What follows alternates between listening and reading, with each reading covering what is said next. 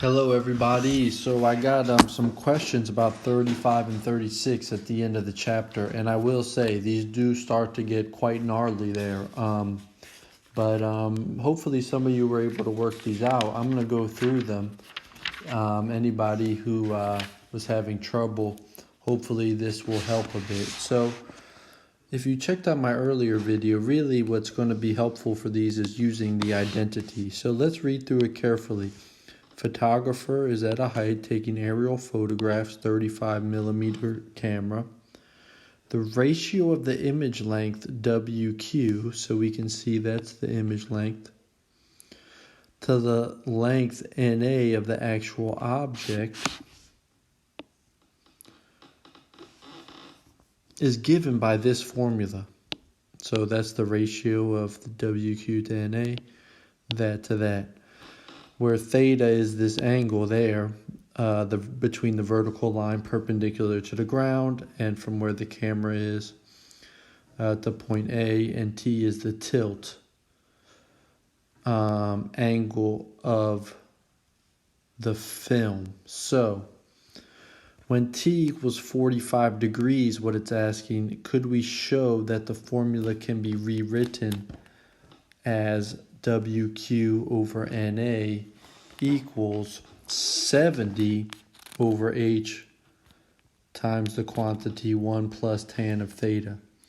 So wow, that's quite a bit of stuff given to us there. So basically, I'm going to go to the next slide and rewrite it here myself. We're trying to see if we can get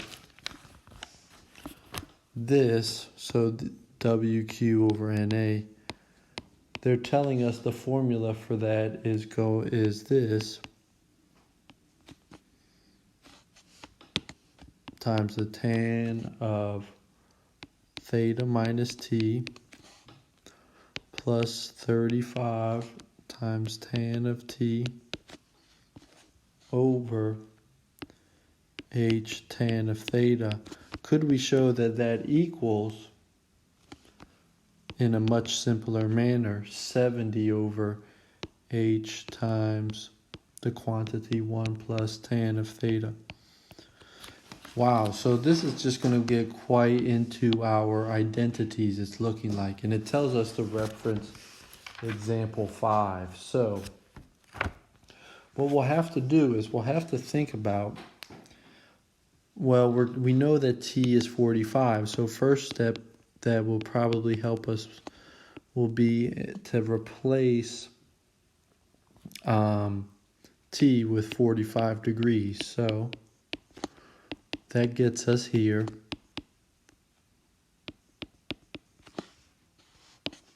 But it's still going to leave us here. Let's just forget about this for right now and see if we could just take this side and get to that simplified version.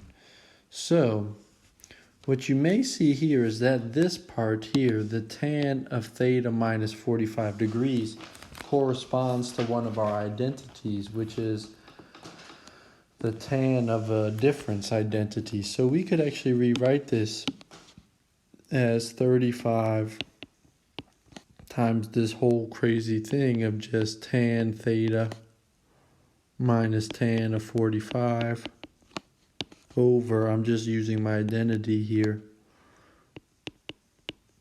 tan theta times tan of 45. So that's the only thing I'm going to change here.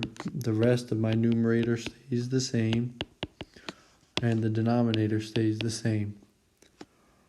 Now you might say, Mr. Tannen, why is that helpful? Well, we actually know that the tan of 45 is just going to be 1. So actually, this becomes 1 here.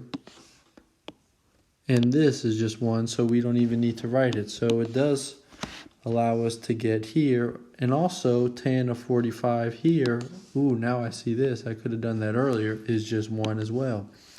So I get 35 times tan of theta minus 1 all over 1 plus tan theta plus 35 all over H tan theta. So let's continue it. Well, let's think here. Wow, yes. This is getting back to our rational functions. It looks like maybe we'll just want to get this complex fraction out. So I could multiply the numerator and denominator by the 1 plus tan theta, perhaps, over itself. That's going to cancel this out the denominator and just add 1 everywhere else. So I would then have 35 times tan of theta minus 1 plus 35 times 1 plus tan of theta all over h tan of theta times 1 plus tan of theta.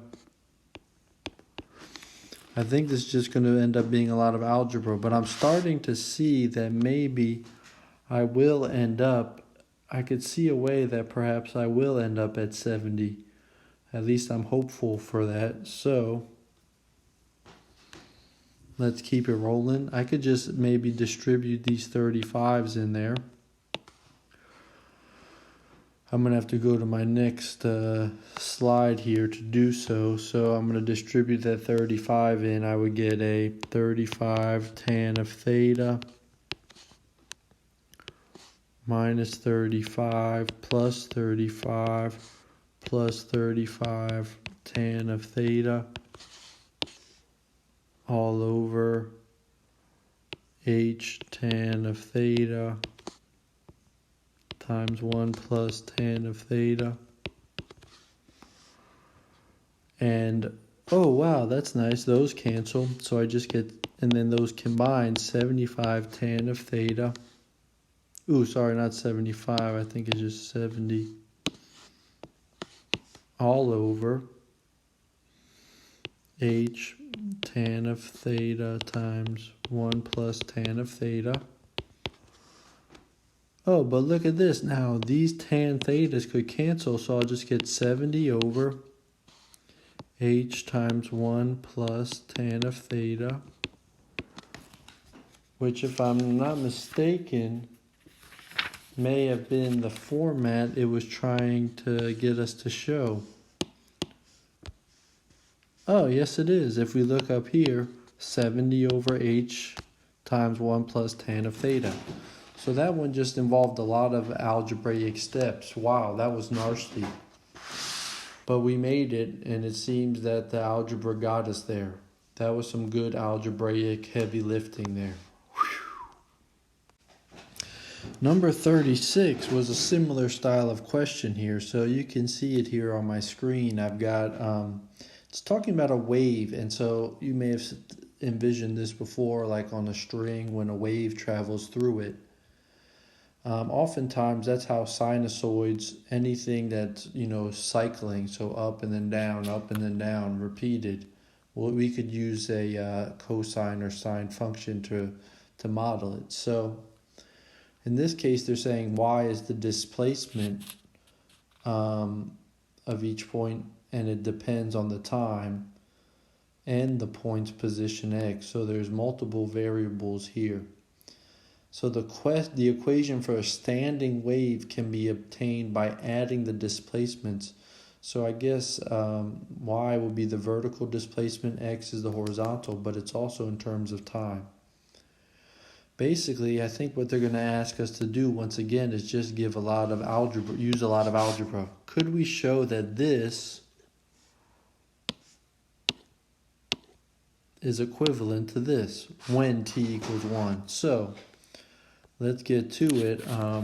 So I'll rewrite it here so that we have it for our reference. But they said a cos of, at least this one isn't as fraction-y, but I think it may be a lot of writing. I'm already seeing it. So we're taking this whole thing, this crazy equation,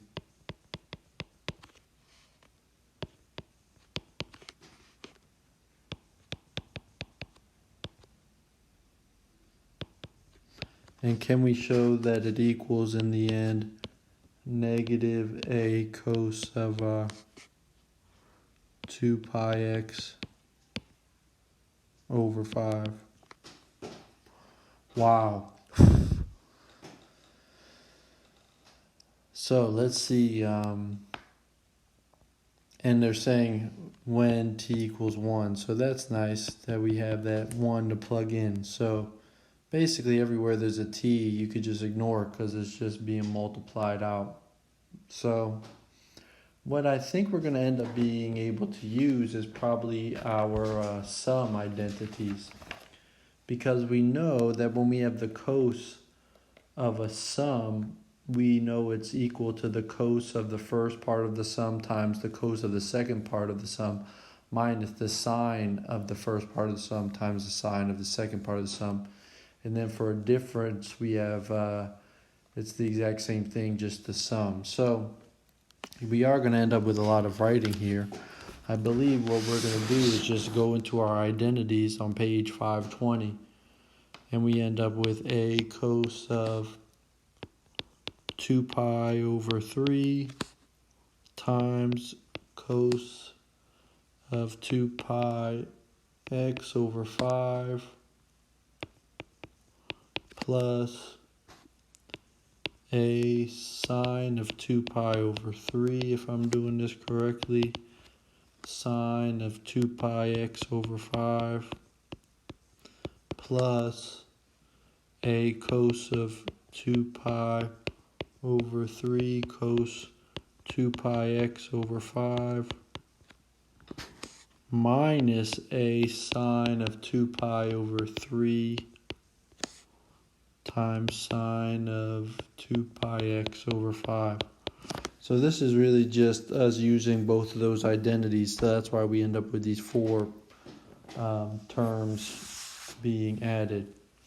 But what we actually notice here is something nice, is that we end up with these sine 1 and that sine 1 are the same, and they just cancel. And then the cosine ones are the same. So I just would get 2a cos of 2 pi over 3 cos of 2 pi x over 5. So it already got quite simpler. And we're trying to get here, don't forget, down here. So what we could maybe do if we wanted to, well, we know we want to just have negative a. And actually the cosine of 2 pi over 3, which is 120 degrees, there's no variables in there, so we could evaluate this part here. And in radians, the cos of 2 pi over 3, or the cos of 120 degrees is negative 1/2. So we get 2a times negative 1/2 times the cos of 2 pi x over 5. So watch this, negative 1/2 times 2 is just negative 1a, or just negative a, cos of 2 pi x over 5. And look, it's the same as what we had wanted to get. So this is just one where you're using these identities and you get to do a fair amount of algebraic simplifying. Maybe you enjoy it, maybe you don't. These ones end up being straight sort of algebra going at it. And wow, I hope this video was helpful. But 35 and 36 sure were a doozy. Much love, everybody.